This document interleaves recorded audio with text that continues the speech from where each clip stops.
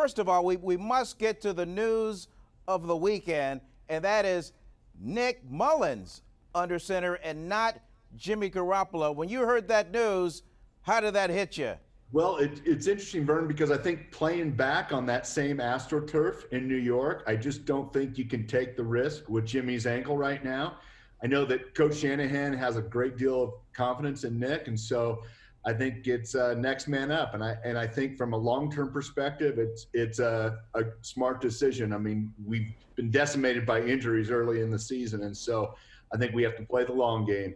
I know that you know that I know that when you watch a game, you're paying attention to the tight ends. And having said that, George Kittle now out. I get it. He's such a fun guy to watch. He brings so much enthusiasm that we can't have him out for the long term.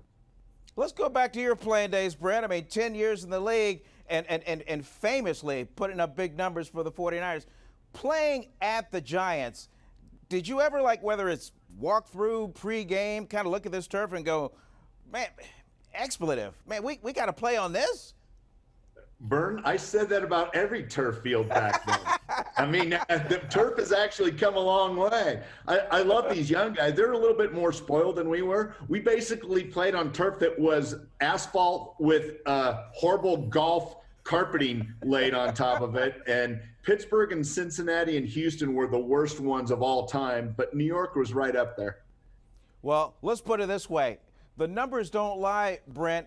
You were targeted 426 times and 417 receptions. How's that for reliability? Hey, if I dropped a pass, I wouldn't sleep for a month. Really? Oh yeah, I had to catch everything. So there was a handful of times I choked and dropped the ball trying to run too fast or do something, make a move, and so yeah, it would put me on my heels for a long time. I didn't want to drop anything. Over 5,000 yards, Brent, 8th on the all-time reception list for the team, and then way back about 10 spots behind you is George Kittle. Let me just ask you about this. I know he's not playing, but when you watch Kittle making the plays that he's making and really earning that contract that he's got, what do you see? Well, we talked about his unbridled enthusiasm, but he's such a great team motivator on the way that he plays the game. He plays it fearlessly. He's got great speed. I love watching him run in the open field and just some impressive acceleration and great hands. He's running great routes, good blocker. And so he's the whole package. You know, and you're talking in terms of across the league, he's as good as there is.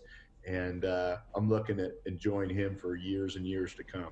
Well, let's segue to the 49ers Golden Heart Fund. And tell us a little bit about this Golden Heart Fund. 49 miles in 49 days. In fact, we're in the middle of it right now. We feel like the last several months, people have been cooped up, locked up in the house, obviously all the virus stuff. So we want to get people back out and get them healthy and be able to do that alongside some 49er legends. And so it has been a blast. We just started a week ago. People can join right now.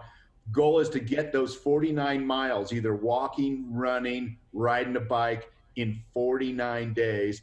And we're glad to have people go over that threshold, but 49 and 49 alongside some legendary 49ers. We even got Mr. D to be a captain of the team. And how about this for Captain Steve, Joe, Jerry, Roger? You know, the greatest thing about saying those guys' names is you don't have to even say their last names. You just say their first names and everybody knows who they are. But Vern, just real quickly on the Golden Heart Fund, handful of former players, myself included, a few years ago, just said, hey, we've got to do something ourselves to be able to reach out and give a hand up to some of our former 49ers alumni.